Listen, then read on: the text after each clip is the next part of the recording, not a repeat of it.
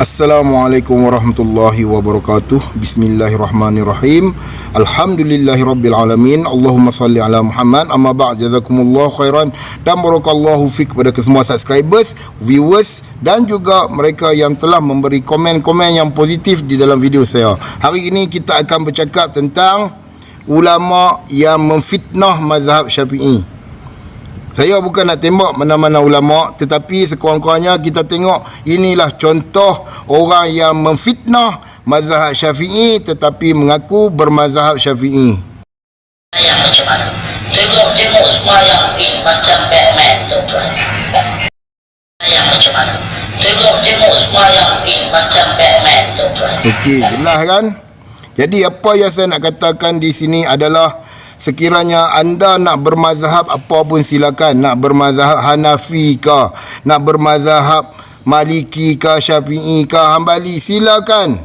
Dan kepada mereka yang tidak memahami hukum-hukum di dalam mana-mana mazhab, kalau anda melihat berlaku di depan anda, pertama sekali jangan label orang.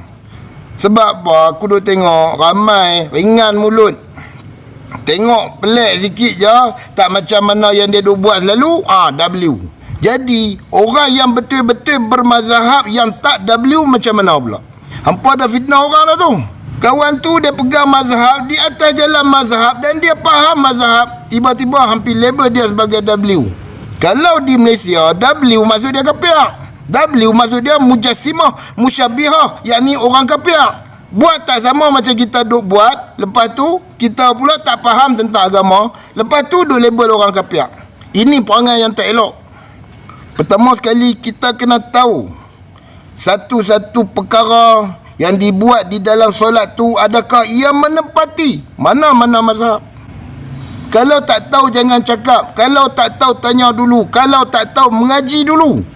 Ini dah lah tak tahu, lepas tu mengaku mazhab ni, lepas tu fitnah orang. Dia sendiri tak tahu, dia kata orang kafir. Bolehkah macam tu? Nah, kita tengok dulu pandangan daripada mazhab Hanafi ni. Kitab daripada Profesor Dr. Wahbah Az-Zuhaili.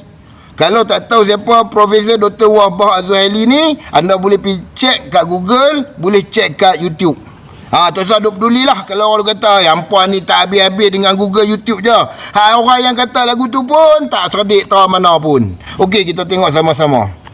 Okey, kita tengok pada muka surat 66, ada dua petak, kita baca satu-satu. Penjelasan sunnah-sunnah dalam solat.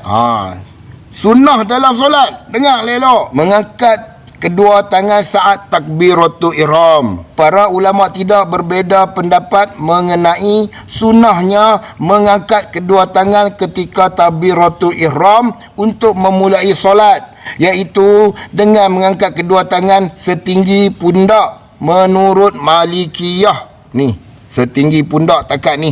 Yang duk kata apa? Yang duk kata selawat Batman yang ni lah. Sunnah Batman ke? Kan? Sabit tu kata tak tahu belajar, jangan duduk cepat-cepat duk kata kat orang kafir.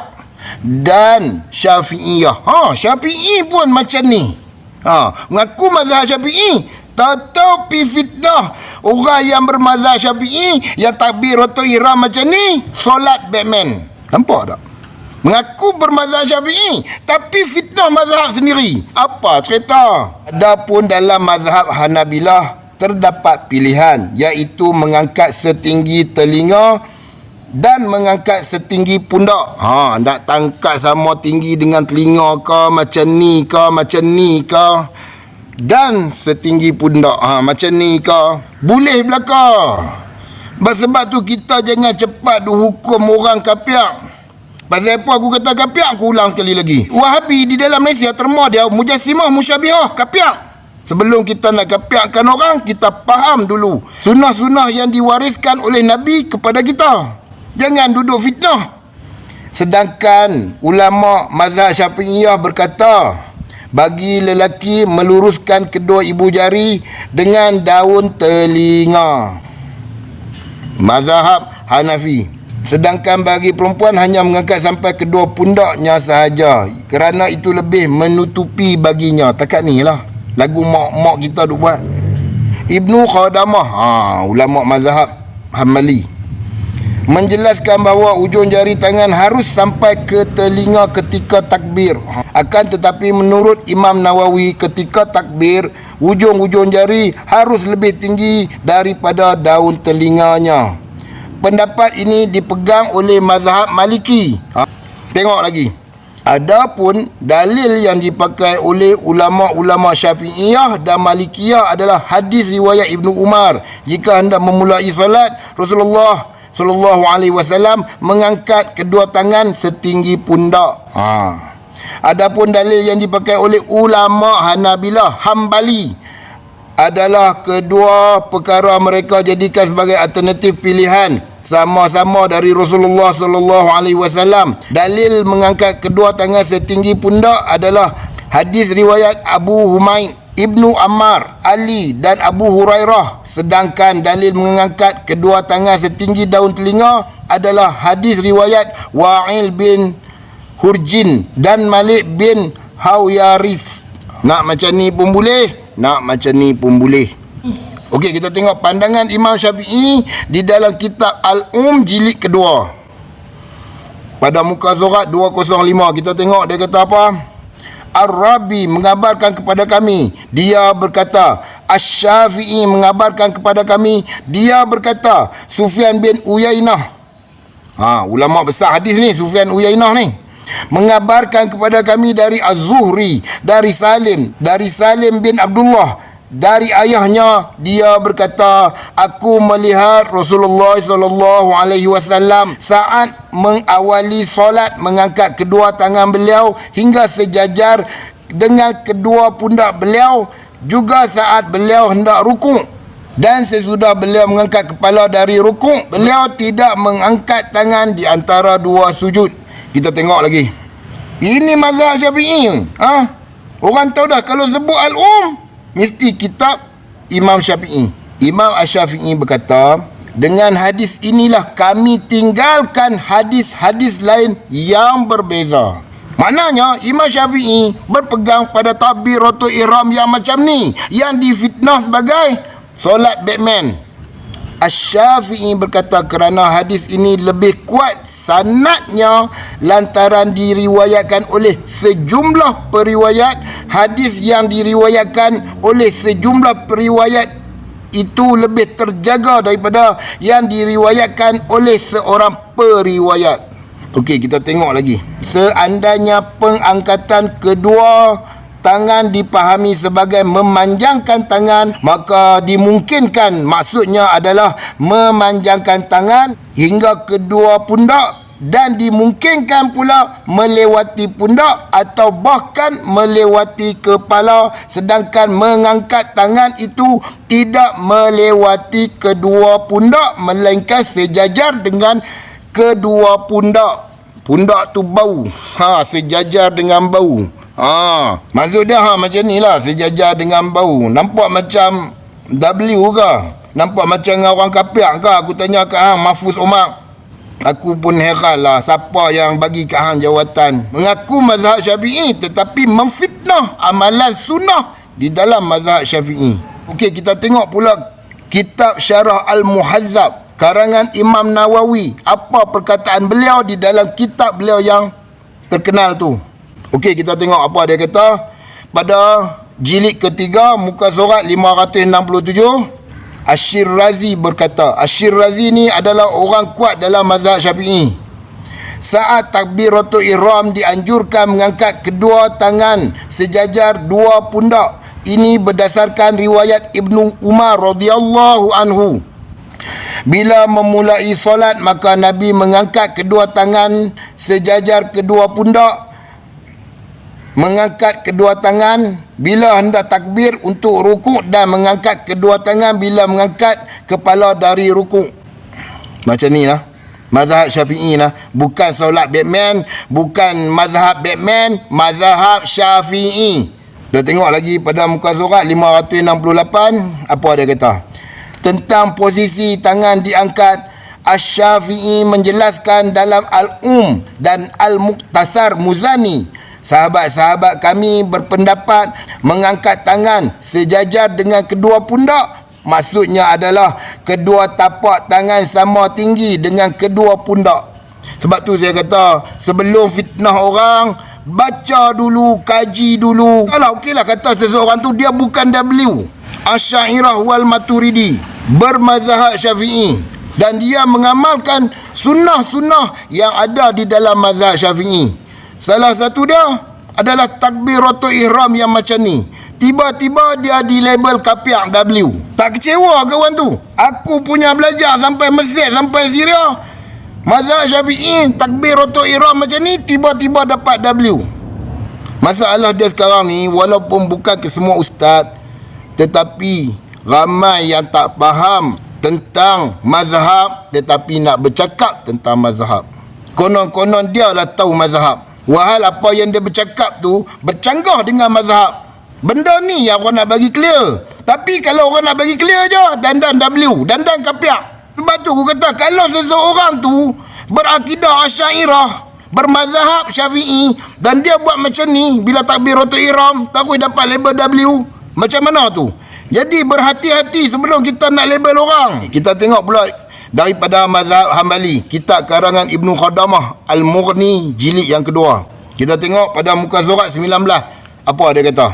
Abu Qasim berkata, hendaklah orang yang salat mengangkat kedua tangannya sampai daun telinga atau sejajar dengan kedua bahunya. Mazhab ni lah yang paling banyak orang kata Wahabi. Sedangkan dia kata, nak takbir ihram macam ni boleh, nak macam ni boleh. Kami tidak mengetahui khilaf di antara ulama mengenai unjuran mengangkat kedua tangan dalam permulaan solat. Menurut Ibnu Munzir, para ulama tidak berbeza pandangan bahawa Nabi SAW mengangkat kedua tangan ketika memulai solat, yakni muka surat 20. Dalam hal ini kami telah menyebutkan hadis Abu Humaid. Ibnu Umar mengatakan, aku melihat Rasulullah SAW mengangkat kedua tangannya sampai sejajar dengan kedua bahunya ketika memulai solat, ingin rukuk dan mengangkat kepalanya dari rukuk. Beliau tidak mengangkat kedua tangannya di antara dua sujud. Daripada kitab Muttafaq Alaih. Okey, kita tengok seterusnya. Setiap orang bebas memilih antara mengangkat kedua tangannya sampai daun telinga dan mengangkatnya sampai sejajar dengan kedua bahunya. Yang jelas, hendaknya ujung-ujung jari kedua tangan tersebut sampai pada dua tempat di atas. Dua pilihan ini sama-sama diriwayatkan dari Rasulullah SAW. Bila hampa kata solat Batman, hampa dah fitnah Nabi. Tak mana kata kita cinta Nabi. Sedangkan sunnah Nabi dihina, dikeji, diletakkan sebagai sunnah orang kafir. Wahai sunnah daripada Nabi Muhammad SAW. Hadis tentang ni juga terdapat di dalam Bukhari dengan Muslim. Kepada Datuk Mahfuz, better anda bersara daripada menjadi penceramah bebas yang merosakkan pemikiran umat Islam, yang merosakkan orang yang ingin mengamalkan di atas jalan sunnah. Mengangkat kedua tangan sampai sejajar dengan kedua bahu memiliki dasar riwayat dari Abu Humaid dan Ibnu Ammar, dari Ali dan Abu Hurairah. Imam Syafi'i dan Ishaq juga mengikuti pandangan ni. Sedangkan mengangkat kedua tangan sampai sejajar dengan kedua telinga memiliki dasar riwayat dari Wa'il bin Hujr, Malik bin Huwairiz melalui Muslim. Pendapat kedua ini juga dianut oleh sejumlah ulama. Tu saya kata, lagu ni pun Islam, lagu ni pun Islam. Jangan duk hina, jangan duk kata ke orang, belajar bagi betul-betul. Namun Imam Ahmad bin Hanbal, ini pandangan Imam Hanbali, lebih cenderung kepada pendapat yang pertama. Al-Asram mengatakan, aku bertanya kepada Imam Ahmad bin Hanbal, sampai mana kita mengangkat kedua tangan? Ia menjawab, aku lebih cenderung. Makna kata, dia memang bagi dua pilihan. Aku lebih cenderung berpendapat sampai pada dua bahu berdasarkan riwayat Ibnu Umar. Adapun orang yang berpendapat bahawa mengangkat kedua tangan sampai pada telinga adalah baik juga. Itu dikatakan berlapang dada. Lagu ni pun betul, lagu ni pun betul. Bukannya lagu ni lah ahli sunnah wal jamaah. lagu ni Wahabi. Apa benda lah hang ni Mahfuz Umar? Kalau hang tak tahu jangan bercakap. Hang cakap dah fitnah orang. Hang cakap dah kapiangkan orang. Panggil macam ni cukup tak elok. Aku nak katalah kepada ustaz-ustaz dalam Malaysia, berhenti bergaduh. Berhenti buat polemik, buat macam ni Wahabi, buat macam ni kapiak, buat macam ni Mujassimah. Habis tu bila hampa nak belajar tentang mazhab sebenarnya? Mazhab tak tahu, apa pun tak tahu. Lepas tu fitnah orang, kapiak. Jadi apa hebatnya amalan hampa kalau siang malam duk kapiakkan orang? Jadi aku nak ulas sekali lagi lah. Kalau seseorang itu berakidah Asy'ariyah Maturidiyah, bermazhab Syafi'i, tiba-tiba dia takbiratul ihram macam ni, hampa kata kat dia Wahabi, hampa fitnah orang tak, aku tanya? Tu je aku nak tanya. Sekian, Assalamualaikum.